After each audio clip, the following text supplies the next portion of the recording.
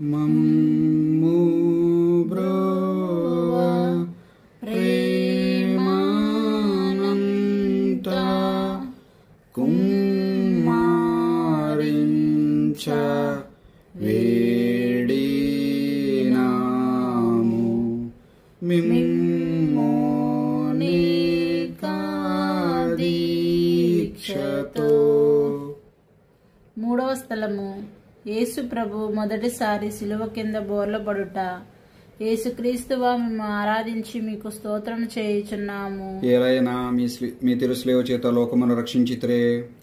యేసు ప్రభు రాతి స్తంభమున పొందిన దెబ్బల వలన వారి తిరుదేహం అంతయు గాయపరపబడి ఉండెను. వారి దేహము నుండి రక్తము ధారాళముగా కారిపోయినందున నడుచుటకు శక్తి లేనంత బలహీనత కలిగెను. అయినను వారి భుజముల మీద ఈ భారమైన గొప్ప మ్రానును మోపబడెను.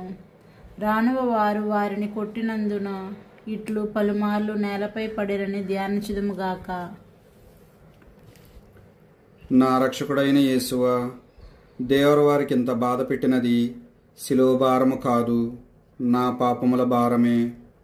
ఈ మొదటిసారి పడిన ఫలమును చూచి నేను పాపములో పడకుండా నన్ను కాపాడండి. ఎల్లప్పుడూ నేను మిమ్ము ప్రేమింప అనుగ్రహం పాలించండి స్వామి. ఆమేన్.